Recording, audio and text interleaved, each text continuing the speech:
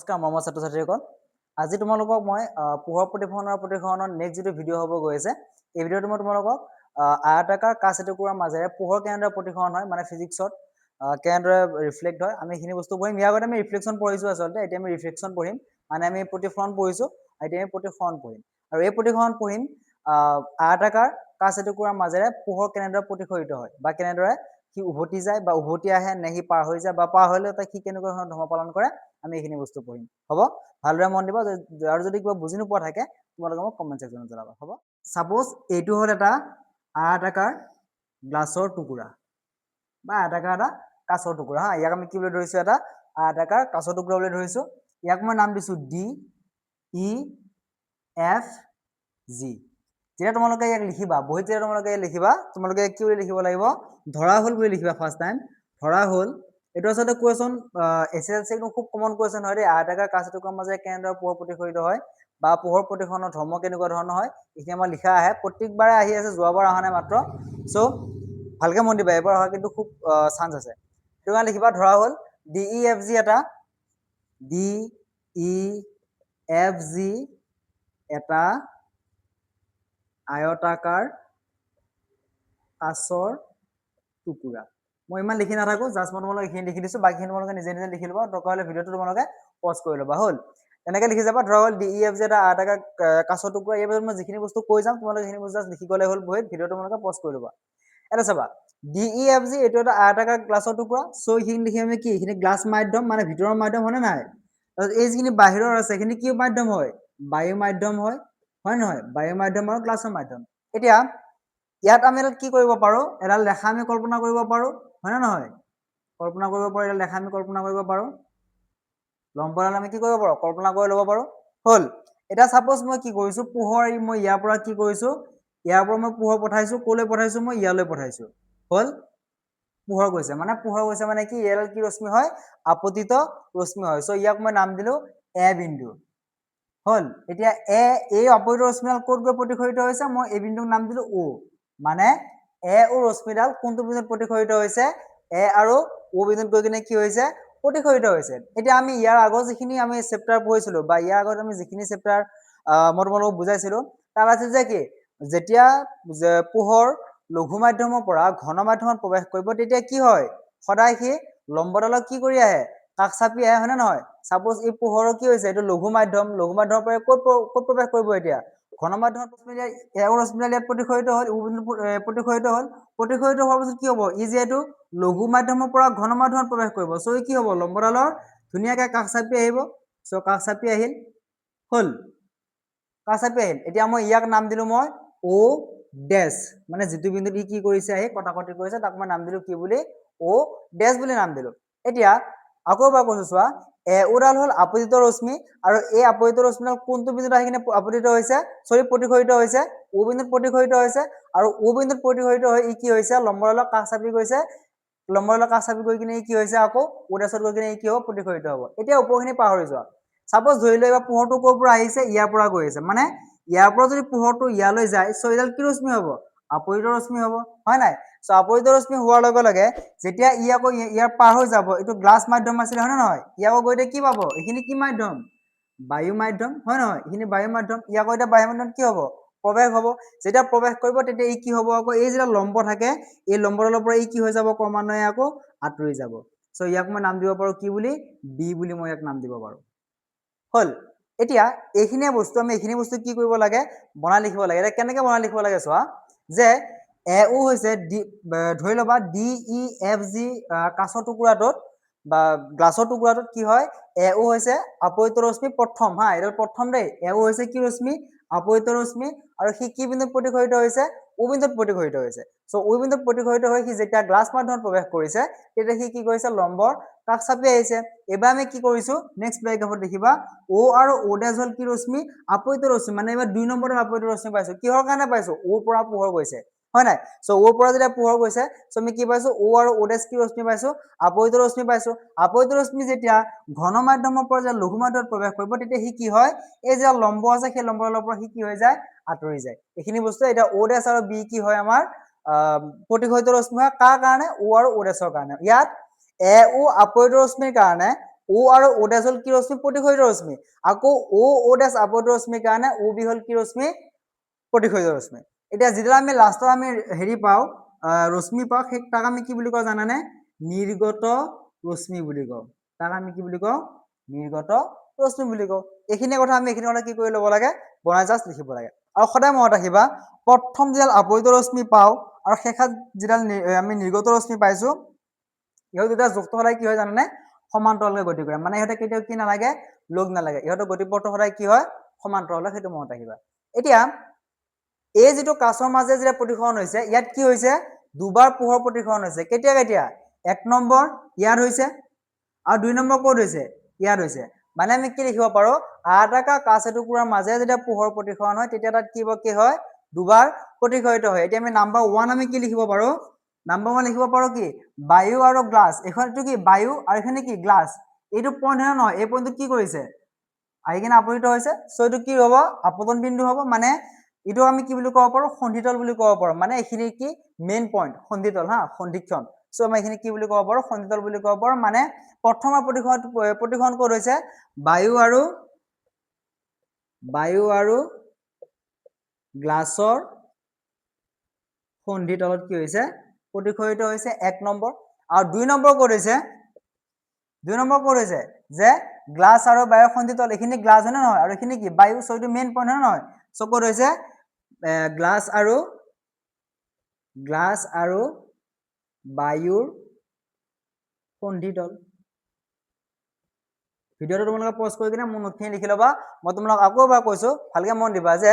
DEFG হৈছে এটা কি হয় আয়তাকাৰ গ্লাছৰ টুকুৰা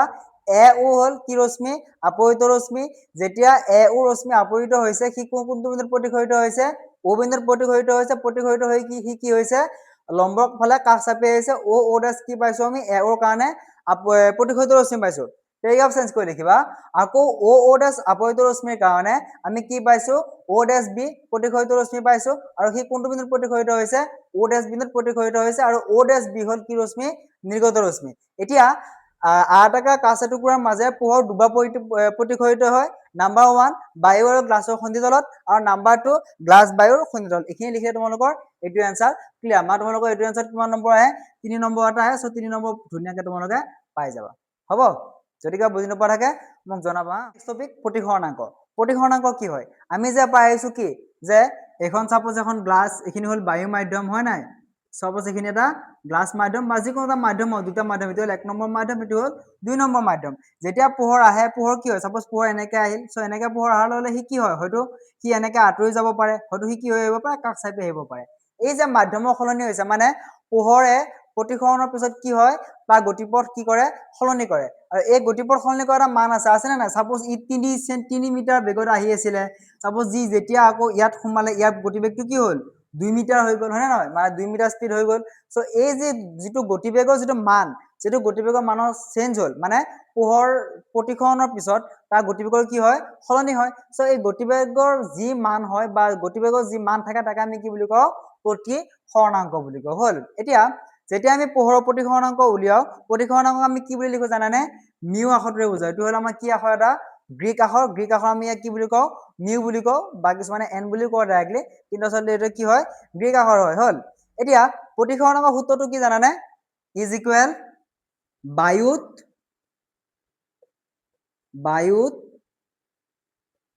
পোহৰৰ দ্ৰুতি ডিভাইডেড বাই মাধ্যমত পোহৰৰ দ্ৰুতি এটা আমি অংক কৰিম হা যেতিয়া আমি অংকটো কৰিলে বেছি ভালকে বুজি পাবা এইটো অংক সো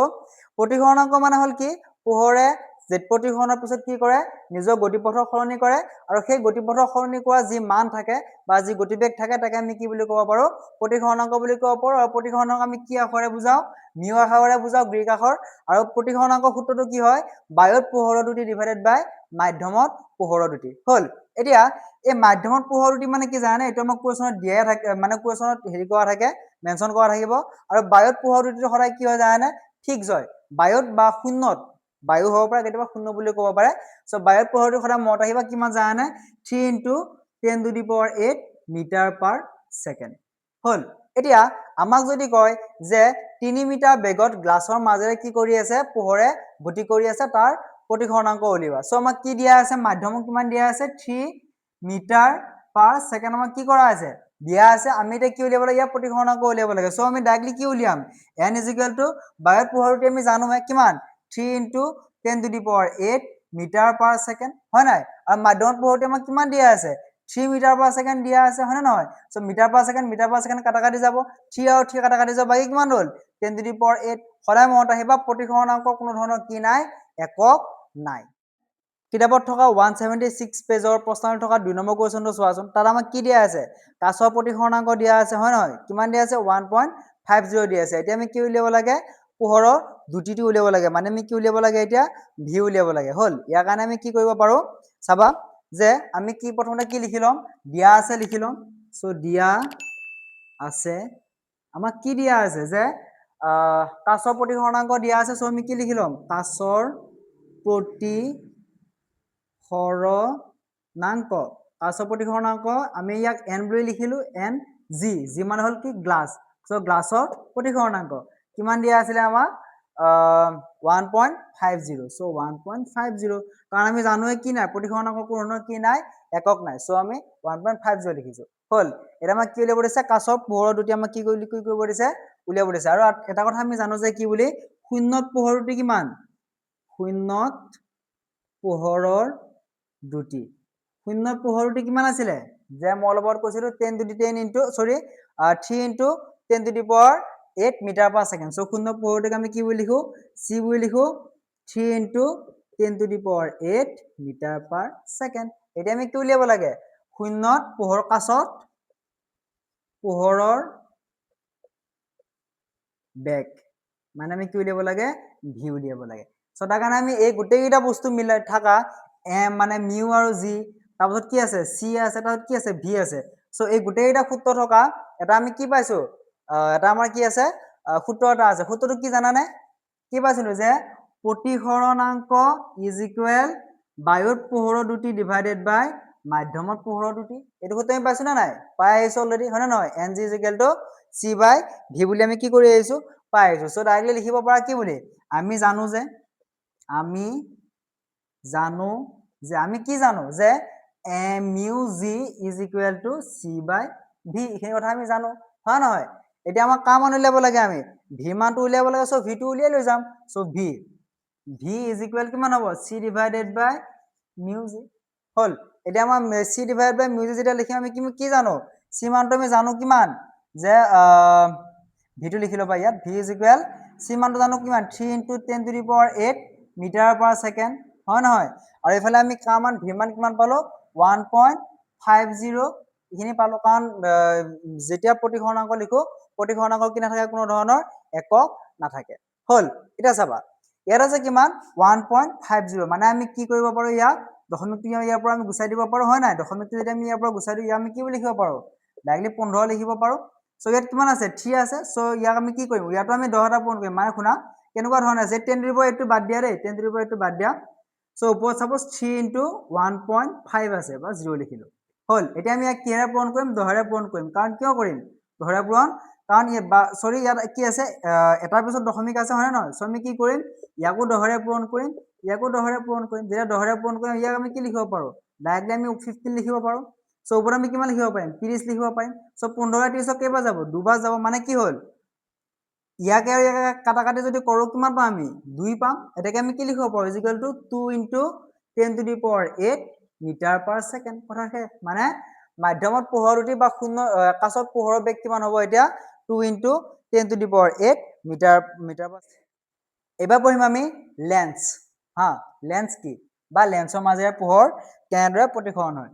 আগতে আমি কি পঢ়িছিলো দাপোন পঢ়িছিলো হয় নাই এবাৰ আমি কি পঢ়িম লেন্স পঢ়িম লেন্স আৰু দাপোনৰ মাজৰ পাৰ্থক্যটো কি গম পাইছা নে দাপোনৰ মাজেৰে পোহৰ পাৰ হৈ নাযায় কিন্তু লেন্সৰ মাজেৰে পোহৰ সদায় কি হৈ যায় পাৰ হৈ যায় সেইটো কাৰণে আমি লেন্সক ক'ত ৰাখিছো প্ৰতিসৰণ ৰাখিছো কাৰণ প্ৰতিসৰণ হলে কি হয় সদায় পোহৰ কি হৈ যাব লাগিব পাৰ হৈ যাব লাগিব হয় নাই এটা চাবা লেন্স বুলি ক'লে আমি সদায় দুখন লেন্স বুজিম এখন হল আমাৰ কি অবতল লেন্স আৰু আনখন হ'ব আমাৰ কি উত্তল লেন্স এখন হ'ব কি আমাৰ অবতল লেন্স আৰু এখন হ'ব কি উত্তল লেন্স এতিয়া অবতল লেন্স আৰু উত্তল লেন্সৰ কি অংশ আছে আমি সেইখিনি চাওঁ বা কেনেকৈ আঁকে আমি তাক সেইখিনি চাওঁ হা উত্তল লেন্স আৰু অৱতল লেন্স কি হয় জানানে দুটা কি হয় দুটা গোলকৰ অংশ হয় হা সাপোজ মই যদি এখন আকৌ উত্তল লেন্স আঁকিম হা চাবা ভালকে উত্তল লেন্সৰ বস্তুখিনি চাবা দেই ভালকে দেই উত্তল লেন্স যদি আকৌ আমি এইফালৰ পৰা এখন আঁকিম এইখন এখন কি হয় গোলকৰ পৃষ্ঠ হয় আৰু এইখন এখন কি হয় গোলকৰ পৃষ্ঠ হয় হল এতিয়া চাবা ভালকে মন দিবা দেই এখন পৃষ্ঠ আমি এনেকৈ আঁকো আৰু এখন পৃষ্ঠ আমি কি কৰি আঁকো এইফালৰ পৰা আঁকো হয় নহয় তাৰপাছতে আমি ইয়াক কি দিব পাৰোঁ ইয়াত এডাল আমি চিন দিম কি আমি ইয়াক কি বুলি কওঁ মানে যিটো আমাৰ পইণ্ট থাকিব উত্তল লেন্সৰ ক্ষেত্ৰত যিটা পইণ্ট থাকিব এটা পইণ্ট ক'ত থাকিব ওপৰত থাকিব আৰু এটা পইণ্ট ক'ত থাকিব তলত যদি আমি যোগ কৰি দিওঁ লোক লগাই দিওঁ ইয়াত লেখা থাকে এই ৰেখাটোক আমি কি বুলি কওঁ জানানে গবাক্ষ আমি কি বুলি কওঁ গবাক্ষ বুলি কওঁ এতিয়া এইখন আমাৰ 1 নম্বৰ পৃষ্ঠ আৰু এইখন আমাৰ 2 নম্বৰ পৃষ্ঠ এতিয়া 1 নম্বৰ পৃষ্ঠ আৰু 2 নম্বৰ পৃষ্ঠৰ কাৰণে আমি কি কৰিম এফালেও এটা কেন্দ্ৰ থাকিব এফালেও এটা কেন্দ্ৰ থাকিব হয় নহয় সো এখন যদি আকৌ আমি কেনেকৈ আঁকিম এনেকৈ আঁকিম আকৌ এফালেখন আঁকিলে আমি কেনেকৈ আঁকিম এনেকৈ আঁকিম হয় নহয় এটা চাবা তাৰ কাৰণে আমি কি কৰিব পাৰোঁ এডাল আমাৰ মুখ্য অক্ষ থাকিব যেনেকৈ আমাৰ দাপোণত আছিলে সো এডাল আমাৰ কি হয় মুখ্য অক্ষ হয় মুখ্য অক্ষই গবাক্ষডালৰ যিটো বিন্দুত ছেদ কৰে সেই বিন্দুক আমি কি বুলি কওঁ ও বুলি কওঁ আৰু ও মানে কি জানানে আলোক কেন্দ্ৰ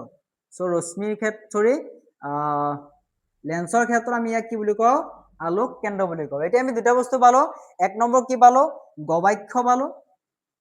গবাক্ষ আৰু 2 নম্বৰ কি পালো আলোক কেন্দ্ৰ দুটা বস্তু পালো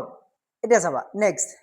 নেক্সট কি হয় আমি দাপোণত কি পাইছিলো অনলি এটা ভাঁজ কেন্দ্ৰ পাইছিলো আৰু এটা ফোকাস পাইছিলো কাৰণ তাত কি আছিলে এখনে পৃষ্ঠ আছিলে কিন্তু ইয়াত পৃষ্ঠ কেইখন দুখন সো আমি কি পাম দুটা ভাঁজ কেন্দ্ৰ পাম আৰু দুটা ফোকাস পাম মানে এখন আমাৰ 1 নম্বৰ পৃষ্ঠ এখন আমাৰ 2 নম্বৰ পৃষ্ঠ এতিয়া 2 নম্বৰ পৃষ্ঠখনৰ কাৰণে ভাঁজ কেন্দ্ৰ ক'ত হ'ব ইয়াত হ'ব সো আমি ইয়াক কি লিখিম C2 সো C2 যদি ইফালে থাকে ইয়াৰ পৰা ইয়ালৈ জুখিম সো ইয়াৰ পৰা ইয়ালৈ সাপোজ কিমান হ'ল 8 সেন্টিমিটাৰ হ'ল 8 সেন্টিমিটাৰ কিমান হ'ব 4 সেন্টিমিটাৰ সো এইখিনি কি হ'ব F হ'ব ইয়াক আমি কি লিখিম F2 কাৰণ এইখিনি আমাৰ কাৰ কাৰণে 2 নম্বৰ পৃষ্ঠখনৰ কাৰণে 2 নম্বৰ পৃষ্ঠখন এনেকৈ আঁকিছো নেক্সট আকৌ আমি কি কৰিছো এখন পৃষ্ঠ আঁকিছো এখন কেই নম্বৰ পৃষ্ঠ আছিলে 1 নম্বৰ পৃষ্ঠ আছিলে সো 1 নম্বৰ পৃষ্ঠৰ কাৰণে আমি কি কৰিব পাৰো যে এইটো আমাৰ কি হয় C1 হয় আৰু এইটো আমাৰ কি হিন আমাৰ কি হ'ব পাৰে বা মাজত আমাৰ কি হ'ব পাৰে F1 হ'ব পাৰে